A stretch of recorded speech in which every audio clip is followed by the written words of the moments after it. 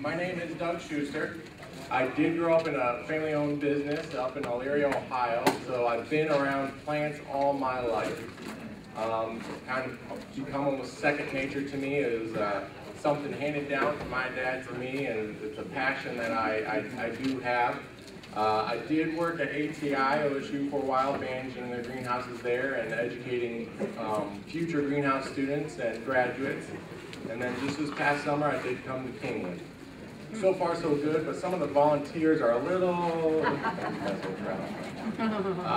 no, but it's been great working at Kingwood. It's been a great experience. Everybody there has been very friendly. I've been very excited for this week because this is my third talk in the past week, and this is really my first opportunity getting out in Mansfield and getting to interact with the community. So I'm very excited to interact with you and with you in the future. So we're going to talk about vertical gardening. So what is vertical gardening or growing up? It's basically stacking plants. It's trying to grow plants on top of each other. Now, granted, we're not planting plants on top of each other. They're obviously spaced and not sitting directly on one another. So the basic concept is to make sure maximizing your space, trying to get the most out of the space you have, so that you can have your own garden. How many of you have vegetable gardens? Good. How many of you have ever grown vertically? Good, a few of you, great. A little bit. Well, I'm hoping by the end of today, and we'll go over some different types of vertical gardens, and I'll demonstrate a real cheap one and an easy one to do, and perfect timing. You guys should be able to do it for this summer if you would like. So, there are many, many different types of vertical gardening. This is one of the newer trends. It's been the past couple of years it's really starting to get big. So I know it's ideal for people who are in apartments and don't have that space, maybe just have a balcony.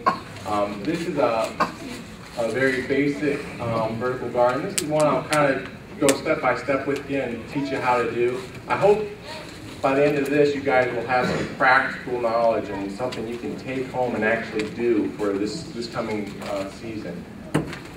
So the first one was in a pallet. These are recycled 2-liter bottles. I've also seen them in just 1-liter bottles, and you can almost use anything for vertical gardening. Again, it's all about going up instead of out. You can also use gutters. How many of you have ever seen the gutters? A few. Now the key thing about gutters is you need to have a nice flat wall to mount them on, usually the side of your house. You can probably build a stand, but it's just easier if you just have a wall or a house to mount them on. So we'll talk a bit more about those later. Now you can get real technical with vertical gardening or wall gardens. This is actually, you can buy sections of garden that are meant to mount in the brackets and structurally sound and a little bit safer probably when you're really wanting to go up in the air 10 feet up. And what it basically, it's just boxes that kind of hook into these roofs. And there's some more. You can really create some neat displays outside, and you can do a vertical garden with a few different types of plants. Annuals, succulents, and vegetables are usually the types of vertical gardens you'll see using those types of things. This is one of my favorites, actually, using cinder blocks to stack on top of each other and creating little holes, and it creates a nice little design for you. Okay, so growing vertically can be a challenge. We're taking plants that want to be flat and want to have their own space, and we're stacking them up on top of each other, and you need to grow on top of this plant and you're going to be happy about it. So when we're doing this, we need to consider the following. We need to consider what type of plants we're going to use, the expense. So what level of expense do you plan to put into your vertical gardening? The great thing about vertical gardening is you can go dirt cheap and spend very little money, or you can go all out and spend a ton of money. It's depending on what you're willing to pay is what you can do. The light, that can probably, this is probably the hardest thing to conquer, is finding the proper space for your vertical garden. you need a south wall, a south-facing area that you can face your plants, because they're all going to be on one side of a vertical garden. So you need to make sure that you're able to direct that side with the plants on it towards the south, in general. A lot of these things I'm going to be speaking is probably in general. You guys feel free to ask questions as we go along too, and I'll try to address them the best I can. But again, all these things that we're going to be talking about, it's going to be in general. There's special occasions where you don't want a south, depending on the plants that you're putting in. Irrigation is another hard issue to overcome. When you're stacking your plants, you're getting more airflow around that root media, so it has a tendency to dry out more, and you're also putting in this facing the south, and the sun's on it all day, that direct sun, so you also got that drawing that moisture out of that soil, and it's not in the ground with that extra soil all the way around to keeping that moisture not being wicked down of the area. So since you're in a container and you're raising it, the moisture really gets pulled out very quickly. Plant selection is very important. The biggest thing as far as plant selection goes is making sure you're making it easy on yourself. Try to pick out plants that are a little more drought tolerant, making sure that they can handle the different growing conditions, and know that they're going to be tough enough to handle the environment that you're going to be trying to adapt them to. You can put annuals, vegetables, or succulents in them. We'll focus on vegetables a little bit more today. When picking your plants, again, three key things: drought tolerance, light requirements, and pest issues.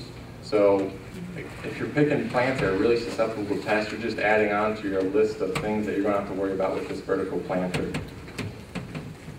So here's a couple of examples. The one on the left is actually one I did last year. This was my first go about with vertical gardening. And so I did just an annual one. I had plenty of space for vegetables. I thought it'd just be neat to grow vertically and try it out and see what my luck was. And the one on the right is all vegetables. It's actually a friend of mine, their apartment. He lived in an apartment and he wanted to go have fresh vegetables to eat. So the only thing he could do is go up. So touch base on this a little bit earlier. Know how much you want to spend. This will pertain to your selection of plants and the type of system you want to do. So there is pallet gardens, which can range from 20 to 100 bucks, depending on how resourceful you are and what type of plants you're putting in. You can get the wall hanging gardens. Those were in the first few slides we showed. Those are more commercial. So you're talking about only a 16 by 24 inch section costing about $30, $40. And so that can get very expensive. But sometimes those commercial gardens come with irrigation systems already hooked into them, so it's a lot easier to maintain. And if you're thinking about going inside, you can do like foliage vertical gardens, and you want to probably go commercial, something that's made to be indoors and made for vertical gardening. Gutter gardens. Again, that all depends how big it's going to be, but you can usually do an 8-foot by 5-foot sections with 3 or 4 rows for $30 to $100, depending on what type of gutter you're buying. And again, what type of plants you're using. Find the correct space. So for vertical gardens, it's a critical step finding the brightest spot in general. Just again, everything that we're talking about is in general for right now once you guys start asking questions, if you have any questions.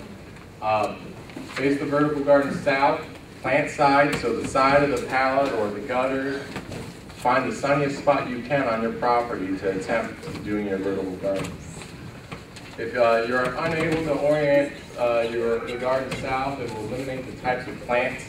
So if you know you're limited on the place selection for your garden, save the plant selection once you find your space, and then pick out your plants. That way you're not picking out plants and going home, building your garden, and then saying, oh, I can't put them there, they're not going to grow. So make sure you think about that before you actually go out and start buying your supplies and your plants. Soil.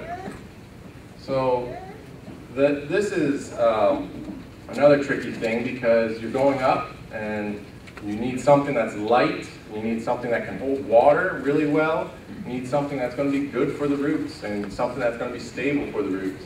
A good water holding capacity and a nutrient. So in general, your best bet is using a potting mix or a soilless root media. So soilless root media does not contain any type of soil. So don't go out in your backyard and start digging out your gardens and adding that, using that soil. It's going to be too heavy. It's going to end up falling apart really quick, and it's going to get really packed in because it's going to dry out fast. And you know, when that soil dries out very quickly, it ends up become very difficult to get it wet again, and it cracks. And so you're better off using a soilless root media. A good soilless mixture should contain about 1/4 pine bark and 1/4 perlite. Pine bark and perlite are good for aeration and drainage, and so I'll make sure that there's good drainage there. And 1/2 of peat moss. Peat moss is good for what? Anybody? Succulent. Holding moisture. Peat moss is really hard to get moisture to take at first, so when you get it at the store, it feels really dry, and it takes a while for it to really absorb all that moisture. But once it is wet, it holds it really well. So it's a great attribute to add to your soil. Irrigation. One of the downsides of a vertical garden is irrigation. My vertical garden last year, my pallet garden, I think I was watering that thing every day, especially once we got into July and August. And eventually I lost it a couple times and eventually bit the dust about late August. Just because I went away for a few days and my wife forgot to water it, so it bit the dust. You can make your garden automated, which is a great asset, but do not rely on your automation to be the solve-all solution for your watering needs. Anytime we add automation to anything, even within the greenhouse, we can never let that be the means of taking care of the plant. Don't ever rely on it. There's all kinds of things that will go wrong, and your environment's constantly changing. The summer days are never the same. You can have an 80-degree day or a 90-degree day. When you set an automated time, it's usually timed out exactly how much water it's getting, and it's not factoring in the environment. So you need to make sure you're constantly checking on it. This just kind of gives you a little bit of leeway in case you do have those couple of days that you missed out. You have a chance that your garden won't bite the dust like mine did. So this is a great kit to use. This is by Proven Winner. It's called Water Smart. All you need is a pair of scissors. It comes with a flow regulator right up there, and these stakes. So you can stake these in your vertical garden, and that will moisten the soil completely. And it will also, that flow regulator will regulate the amount of water coming out. So whether it be gallon per hour, it will regulate that. So you will know exactly how much water is going into your garden. All right. Does anybody have any questions on the general vertical gardening or anything along those lines? Oh, wow. All right. So we'll move on to the step-by-step kind of what you can do for your vertical garden. So find a pallet. That's the first step. You need to make sure it's aesthetically pleasing and that it's clean and not treated. Why don't you want your pallet treated? It'll kill the plants. Exactly. Now, all those chemicals in that treated wood will be absorbed through the roots and eventually get in the soil. So make sure it's not a treated pallet. Most pallets aren't. Most pallets are raw wood, but you will come across treated pallets. And then making sure there's proper spacing. So if you're finding a pallet where there's only gaps on it, about 2 or 3 inches in between each board, that's probably not going to work. You need a pallet with a decent space on it. When you go to prep your pallet, sand it if you want, stain it if you want. It's all in preference. It shouldn't hurt anything. Just make sure your stain is going on the inside of the wood. Just stain the outside. Once you have your pallet, what you'll do is you'll staple landscape cloth or weed barrier cloth to the back and sides and bottom of it. And I have pictures kind of showing this a bit better than what words can. And make sure the fabric is secure. And maybe a good recommendation is to go over it 2 times and really make sure it's tight. So if when you go to put soil in it, it's not going to want to buckle that fabric back. And then start filling up the pallet with potting soil, making sure it's nice and cool, and making sure that it's a proper potting mix. All right, so you start off with your pallet, and it has a good spacing on it. There's probably about 3 to 4 inch spacing, so you're going to have plenty of room to get your plants in there and not crowd the plants too much. So then you want to fasten your fabric. All you need for that is your stapling gun. You can see here, this is a close-up. This is actually 2 layers folded over, and it's just going along the sides. And then you fill up your pallet. Actually, so this is what a pallet looks like. So when you come time and it's time to put the fabric on, you're actually going to cover it from the side all the way to the back and all the way on the other side. And then also down on the bottom. You won't do the top, and you won't do the very front. Okay? Does that make sense?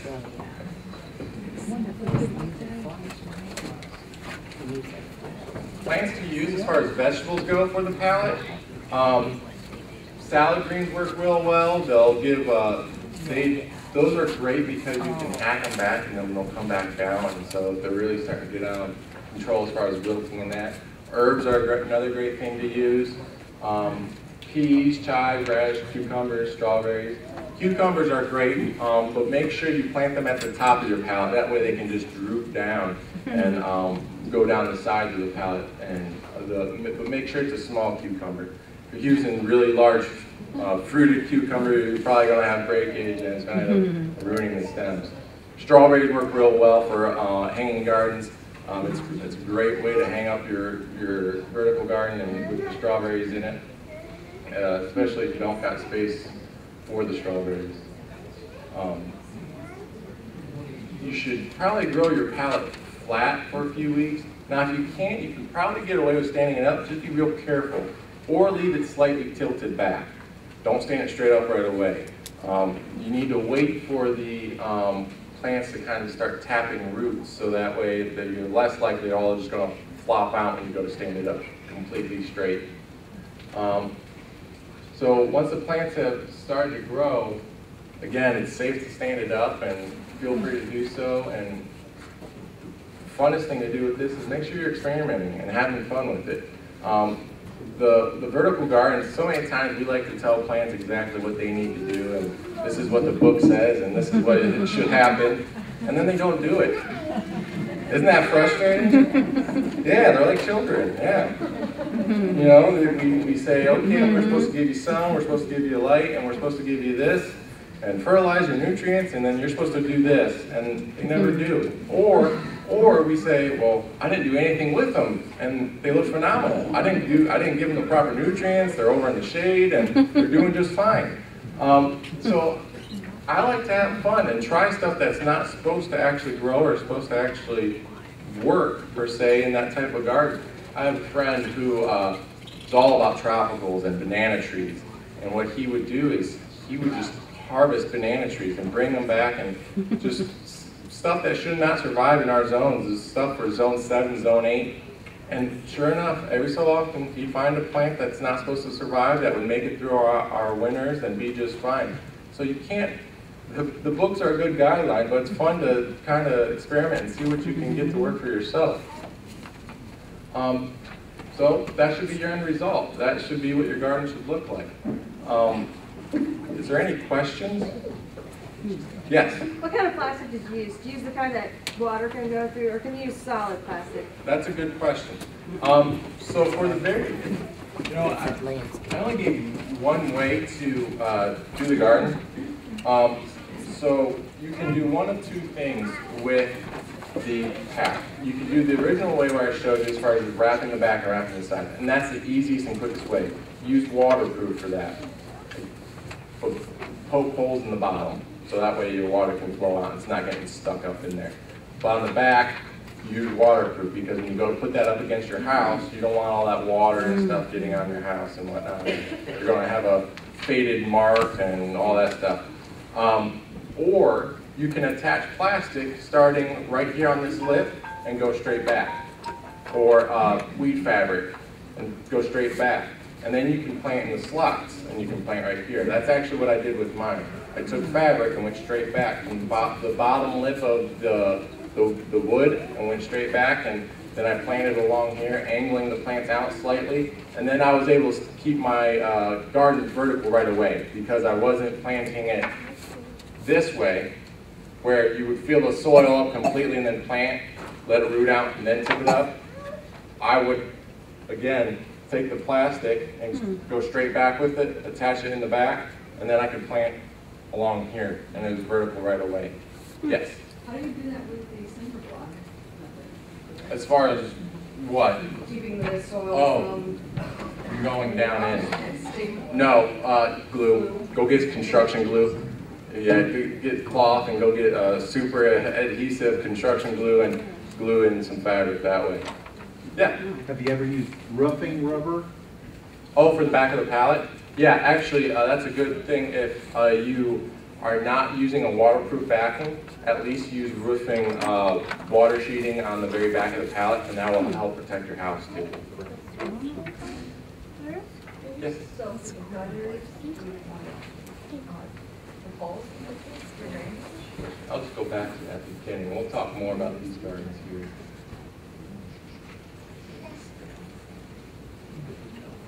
So the gutters. So there's the main way, if you're going to do gutter gardening, you want to mount them level, and then completely level. And then you want to put slight holes in the actual gutter. And it's not a bad idea to actually then place gravel so those holes don't get clogged up and the gutter doesn't get saturated with water, and then you end up having all the disease issues and everything that Jim was talking about. So your best bet is to poke some holes and then put a thin layer of gravel or something, or at least around the holes put the gravel, so that way that water can flow out very easily. Any others? Yes? Can you show the 2-liter bottle one? Sure. Yeah, do that liter bottle. That's actually just fishing wire strung up through those bottles, and they're just using the bottles as the containers. I've seen these for windows. People make them, especially in the city and that. They actually just tier them up in their windows, and they attach a few eye hooks and string them all the way down in front of their window to grow their herbs in that, right in their kitchen window or bedroom window. So that's no, they attach to the ceiling, and they just hang. So that's a neat one too. And where are they attaching the fishing wire to? Down through the bottle? Yeah, what they would do is actually drill a hole through the bottle. That way you're actually going directly through it, and that way it doesn't tip or slide back and forth. Yeah.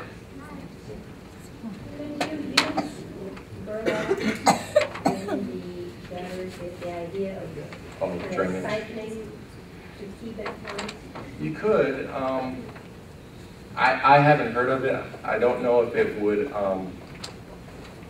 keep the drainage as good as rocks would, and it would deteriorate over time, and then eventually it would clog up those holes. So it depends how long term you're looking at having those gutters there, and how often you look to replace that soil.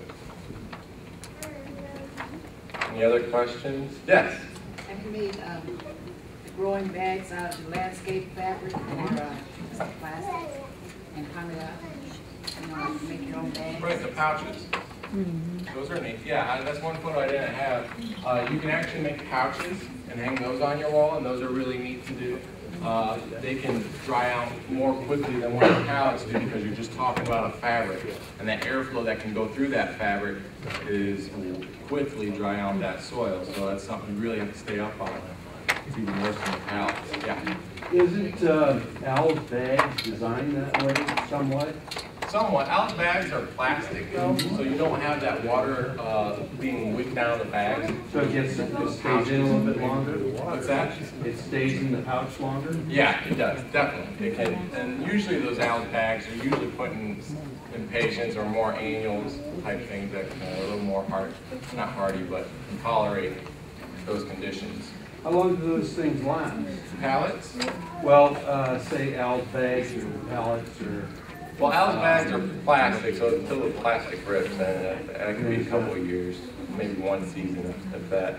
The pallets, I have mine up. It depends how often you want to change it. The fabric, and it also depends on the type of fabric. If you're using a real thin type weed barrier or landscape cloth, it's going to eventually wear out, and then it's eventually going to break through. So it all depends on the level of plastic or weed barrier you use. Yeah. How many years will you be able to use your pallet? A long time. Pallets are built to be What's that? Fabric in it, so you have to Oh, change it out. like the fabric, again, it all depends on the type of fabric you get. Probably anywhere from 3 to 5 years. Yeah. Do you need to just every year refresh your soil or with your? Yeah, what I like to do is, so I pull out the old plants at the end of the season and then go back in. This coming spring, I'll go back in and just freshen it up. Obviously, you had some soil loss and the wind could pull those plants out, so I just like to top them off, depending on how bad it looks. But usually, you should be able to carry that over. Where do you get a small quantity of the landscape cloth? And I'm not talking about a waterproof one. I was looking for some last I got mine from Lowe's. Okay, so it's not a whole sheet. No, it's a real thin roll. It's only about 10, 20 feet by 3 feet or 4 feet. Yeah, that's a good point. Make sure your roll, you're going to have a much easier time doing what you need to do if your roll's at least 4 feet wide, because most pallets are about 4 feet wide, so it'll cover better if you have a 4 foot wide roll. Any other questions? No? Well, that's all I have. Okay.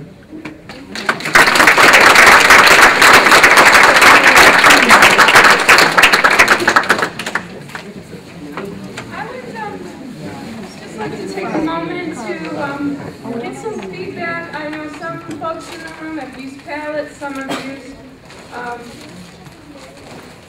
gutters. Any comments about your experience with that? Or any other vertical attempts? Janet, what did you find out of when you tried the gutters? They dried out too fast. We couldn't keep up with watering it. Yeah. So we tried lettuce and, short roots, but Too quick. yeah, too quick. It got Yeah. too hot last summer. Yeah, well, it was a hot summer and a dry summer too. And that's the other thing. Don't count on the rain to water your vertical gardens. Remember, they're going to be right up against the wall. A lot of times, it's not going to get the whole thing wet. It might get the bottom wet, but it's not going to get the top wet, or it gets the top wet, not the bottom. So don't count the rain to water your garden. You'll need to go out after it downpours and still water your garden. Thank you very much, Doug.